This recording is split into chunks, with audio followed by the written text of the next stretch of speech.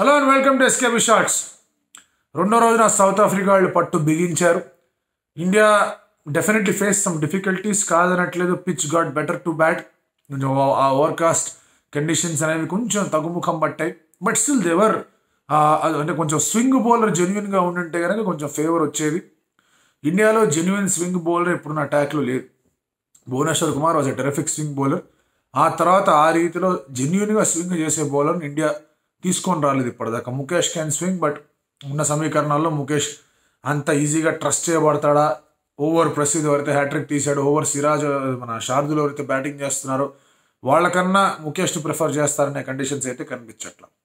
అలాగే Siraj can swing the ball, Shardul can swing the ball. Siraj కూడా ఆ సర్ఫేస్ నుంచి ఏమైనా సపోర్ట్ వస్తుందేమో అని ట్రై చేశాడు, which I think you should have not done. కొంతవరకు ఇనిషియల్ బర్స్ట్ ఏదైతే ఉండిందో ఫస్ట్లీ ఆ వికెట్ రావడానికి కానివ్వండి, లేదా బుమ్రాతో ఫస్ట్ స్పెల్ ఏదైతే వేసాడో టెరిఫిక్ వేసాడు. సెకండ్ స్పెల్కి వచ్చిన దగ్గర నుంచి స్వింగ్ మీద ఫోకస్ చేద్దామనే ఆలోచనపై just hit the deck hard లాగా తయారైంది. బట్ మ్యాసివ్ డిసప్పాయింట్మెంట్ అనేది శార్దుల్ ఠాకూర్ అండ్ అలాగే ప్రసిద్ధ్ కృష్ణ. ప్రసిద్ధ్ వికెట్ తీయకముందు, రైట్, ఫైనల్లీ వచ్చి ఒక వికెట్ తీశాడు. బట్ వికెట్ తీయకముందు ప్రసిద్ధ్ కానీ శార్దుల్ ఠాకూర్ కానీ మాట్లాడుకుంటే 5 runs per over వెళ్ళారు. దాదాపు 115 పరుగుల దాకా ఇచ్చారు. 5 runs per over వెళ్ళారు. ఈజీగా ప్రెషర్ అనేది పోతుంది. 115 is almost half of the target. ఒక వికెట్ తీయలేదు వాళ్ళు. సరే, ప్రసిద్ధ్ ఒక వికెట్ తీసాడు, ఒక వికెట్ తీసాడు అనుకుందాం. Half of the runs at 5 runs per over in test match, especially low score కొట్టిన తర్వాత అనేది డెఫినెట్లీ ఇండియాని కాస్త కాదు కొంచెం బ్యాక్ ఫుట్లోకి నెట్టింది. Only thing that help India was Bumrah అక్కడ ఏదైతే బర్స్ట్లో వచ్చి వికెట్లు తీసుకోవడం, ఆ తర్వాత లాస్ట్లో మళ్ళీ 2 వికెట్లు పడడం. దాంతో యాన్సన్ ఉన్నాడు క్రీస్ మీద. బట్ ఎల్గర్, వాట్ నాక్ ఎల్గర్ దగ్గర నుంచి. ఎల్గర్ నాక్ గొప్పదా, కేఎల్ రాహుల్ నాక్ గొప్పదా అని కంపారిజన్స్ వద్దు. ఎందుకంటే కేఎల్ రాహుల్ నాక్ ఇస్ ఫార్ బెటర్. దానికి కారణం ఏంటంటే ఈ కేమ్ అనే టఫర్ సిచ్యువేషన్స్ ఇంకా ఓవర్కాస్ట్గా ఉన్నాయి. పిచ్ నుంచి సపోర్ట్ ఇంకా అద్భుతంగా లభిస్తోంది. వికెట్లు పడిపోయి ఉన్నాయి. అండ్ అక్కడ ఆ వికెట్లు పడిపోయి ఉన్నా కూడా తను నుంచోని, అండ్ సిద్ధరాజ్ కూడా మంచి సపోర్ట్ అనేది అందించాడు. అంత సపోర్ట్ అనేది వచ్చిన తర్వాత దెన్ కేఎల్ రాహుల్ టకటక 4లు 6లు కొట్టి రబాడా వర్సెస్ రాహుల్ బ్యాటింగ్ ఇంకా అద్భుతంగా యాక్చువల్గా స్టార్ట్ అయ్యి. అండ్ వే ఈ గాట్ టు హిస్ సెంచరీ. అక్కడ ఏంటంటే ఈ నీడెడ్ క్విక్ రన్స్, అండ్ తన దగ్గర ఉన్న అవకాశాలు తక్కువ. ఇప్పుడు జాగ్రత్తగా ఆడి సింగిల్ తీసుకొని మామూలుగా వెళ్ళే ఛాన్స్ లేదు అక్కడ. ఈ had to go for it. అందులో గట్టి రిస్క్ కూడా ఉంది. వస్తే వచ్చింది, లేదా లేదు. అండ్ ఆల్సో ఆ రన్స్ అన్ని కూడా టీమ్ రన్స్కి యాడ్ అవుతున్నాయి, which are very very important. 121 for 6 దగ్గర నుంచి 208 for 8 దగ్గర నుంచి 245 దాకా ఎవ్రీ రన్ వాజ్ ఇంపార్టెంట్.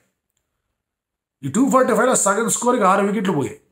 అయినా కూడా లాస్ట్ 4 wickets 124 దాకా రన్స్ కొట్టగలిగాడు అంటే కనుక that is only because of KL Rahul.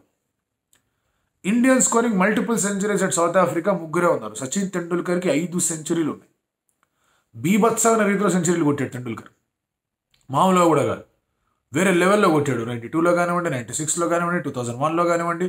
ఆ తర్వాత 2011లో హీ గాట్ 2 centuries. 5 సెంచరీలు ఉన్నాయి తనకి.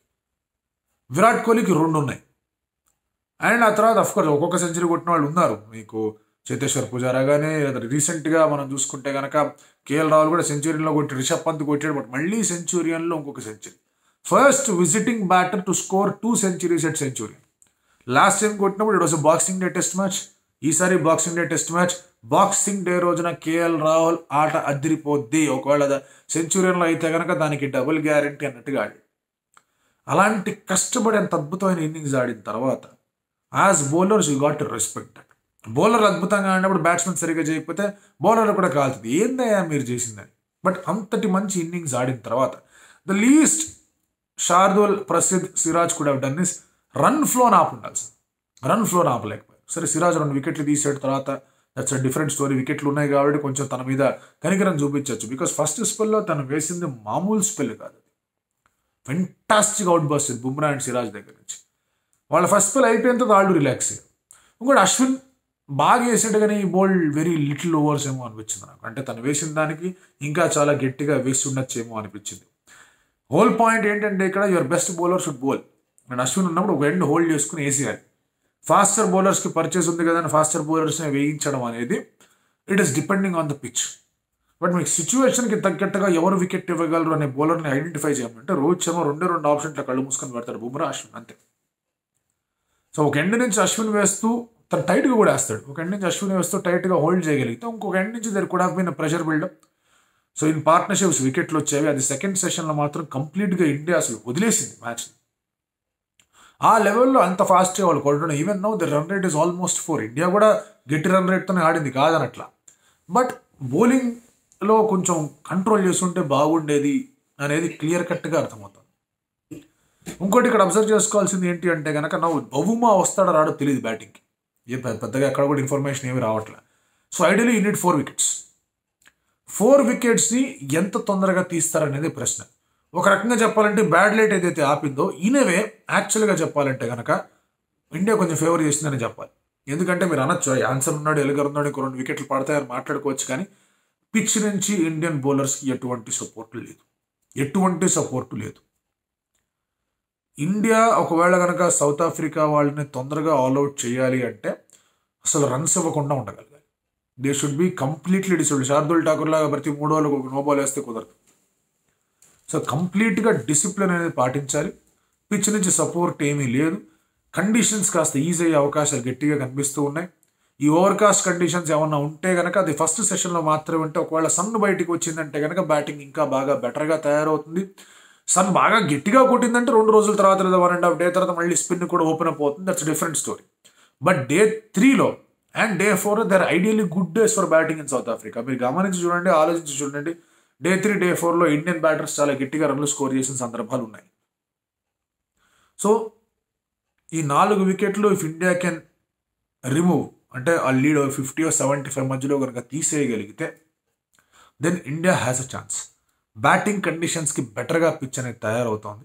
ఓవర్కాస్ట్ కండిషన్స్ అనేది ఇండియా రేపు ఫేస్ చేసే అవకాశాలు తక్కువ. ఎందుకంటే ఫస్ట్ సెషన్లో వాళ్ళు ఆడతారు కాబట్టి. ఓన్లీ థింగ్ ఏంటి అంటే కనుక వాళ్ళ దగ్గర కొంచెం స్వింగ్ చేసే బౌలర్లు ఉన్నారు. India should somehow get the ball to swing. రేపు ఈ బాల్ 70 ఓవర్ల బాల్ ఎటు స్వింగ్ అవ్వదు. అంత రఫ్ అండ్ అప్ అయిపోయిందా, సర్ఫేస్ మీద రివర్స్ స్వింగ్ అవుతుందా అంటే అంత ఛాన్స్ కూడా లేదు. వెరీ లిటిల్ రివర్స్ స్వింగ్ చేసే అవకాశం ఉన్న బౌలర్ రోజు మొహమ్మద్ షామి తన టీంలో లేడు. So Bumrah again relies more on seam. ఒకవేళ కనుక ఏమన్నా రివర్స్ అటు ఇటు కాస్త కూస్త అయ్యింది అంటే కనుక that should only happen to Bumrah. అది ఎప్పుడు అవుతుంది, సర్ఫేస్ బాగా డ్రై అయిపోయినప్పుడు అవుతుంది. కానీ సర్ఫేస్ అంత డ్రైగా ఏం కనిపించట్లా. సో ఈ డే 1 అనేది ఎక్కువ శాతం సౌత్ ఆఫ్రికా వైపే వెళ్ళింది. డే 2 అనేది పూర్తిగా సౌత్ ఆఫ్రికా వైపే వెళ్ళింది. 5 వికెట్లు పడినా కేవలం 8 పరుగుల దూరంలో ఉన్న ఇండియన్ బ్యాటింగ్ వల్నరబిలిటీలు కానీ లయబిలిటీస్ కానీ చూసుకొని వామ్మో ఇదేంట్రా గోలా అనే ఆలోచనలకు వచ్చేసి ఫస్ట్ ఇన్నింగ్స్ లీడ్ వచ్చిందంటే కనుక ఆటోమేటిక్గా ఇండియన్ బ్యాటర్స్ అందరి మీద ప్రెషర్ పెట్టి వాళ్ళ దగ్గర ఉన్న బౌలింగ్ అటాక్తో టాల్గా ఉన్నారు. Hit the deck hard and వాళ్ళకి కొంచెం స్వింగ్ చేసే బౌలర్లు కూడా ఉన్నారు కాబట్టి things are in their favour. India చాలా గట్టి ఎత్తున కష్టపడి ఆడాల్సిన అవసరం కనిపిస్తుంది. ఇంకోటి what happens here is series గెలవలేదు సౌత్ ఆఫ్రికాలో ఎప్పుడు కూడా. ఈ మ్యాచ్ పోయిందంటే సిరీస్ పోతుంది అనే థాట్ ప్రాసెస్ అనేది ఫ్యాన్స్కి ఎంత ఉందో ప్లేయర్లకి అంతా గట్టిగా ఉంది. సో అది ఎక్స్ట్రా ఒత్తిడి పెట్టుకోకుండా చూసుకోగలగాలి. ఇట్ ఈస్ గుడ్ దట్ ఈ లాస్ట్ 2 వికెట్లు వచ్చాయి. లేదంటే కనుక వాయో అసలు తట్టుకొని కూడా తట్టుకోలేము. ఒకవేళ కనుక రేపు థింగ్స్ ఆర్ నాట్ అంటే అంత పిచ్చి నుంచి అంత ఏమి కనిపించట్లేదు, రేపు పొద్దున మాయిశ్చర్ కాస్త అబ్జర్వ్ చేసుకున్నా కూడా పెద్దగా ఏం తెలియట్లేదు అని డిసైడ్ అయితే 1 end should be Ashwin, the other end should be Bumrah, కుమేర్. తర్వాత ఫస్ట్ ఏమో మిస్రాజ్ని తెచ్చుకోండి. ఆ తర్వాత గోఫర్ ప్రసిద్ధ్ కానీ శార్దుల్ కానీ. ఎందుకంటే they can also get you wickets. వాళ్ళు వికెట్లు తేరని కాదు, వాళ్ళు రిథంలోకి రావాలి. శార్దుల్తో ప్రసిద్ధ్తో పారస్ మామిరే కూర్చోవాలి వాళ్ళు. బాస్ వాట్స్ హ్యాపెనింగ్, ఎందుకు మీరు షార్ట్ ఆఫ్ లెంత్ డెలివరీస్ వేశారు, ఎందుకు శార్దుల్ నో బాల్ వేస్తున్నారు, ఒక ప్రణాళిక అనేది కరెక్ట్గా ఉండకపోతే ఇబ్బంది అవుతుంది. ప్రసిద్ధ్ ఇన్ఫాక్ట్ టీ తర్వాత సెషన్లో వచ్చినప్పుడు there was certain purpose for him. అది ఇలా వచ్చాడు. అలాంటిది ప్రతి బౌలర్కి ఒక నిర్దిష్టమైన ప్లాన్ అనేది డిసైడ్ చేసుకొని బరిలోకి దిగాలి. Things looking tough. మరి డే 3 మనం లీడ్ అనేది ఎక్కువ లీడ్ ఉన్నా కూడా దాన్ని ఛేదించి మళ్ళీ వాళ్ళకి టార్గెట్ ఇచ్చేవటైన సందర్భాలు కూడా ఉన్నాయి. 2021లో లార్డ్స్ టెస్ట్ మ్యాచ్ మీకు ఉదాహరణకి కేఎల్ రాహుల్ అక్కడ కూడా సెంచరీ కొట్టాడు and England got to lead of around 90+. దాన్ని ఇండియా బ్యాటింగ్ చేసి ఆ 90+ దాన్ని తీసుకెళ్ళి లాస్ట్లో 50 ఓవర్ 55 ఓవర్లు 53 ఓవర్లుగా ఉండగా వాళ్ళని కూర్చోబెట్టి వీళ్ళు షోదం హెల్ అన్నారు. సో ఇప్పుడు డే 5 దాకా వెళ్తుందా అనే క్వశ్చన్ వస్తే కనుక డే 3 డే 4 ఫుల్గా ఆడాలి. అక్కడ బ్యాడ్ లైట్లు అవన్నీ జరిగే ఆ విషయంలో. బట్ ఇక్కడ కూడా జరిగే అవకాశం ఉంది. For that India need to bat 1 full day. అది బ్యాటింగ్ చేయగలదా అనేది ఇంకొక ఇంపార్టెంట్ ప్రశ్న. Let's see how it fares day 3 రోజున. మీరేమంటారు?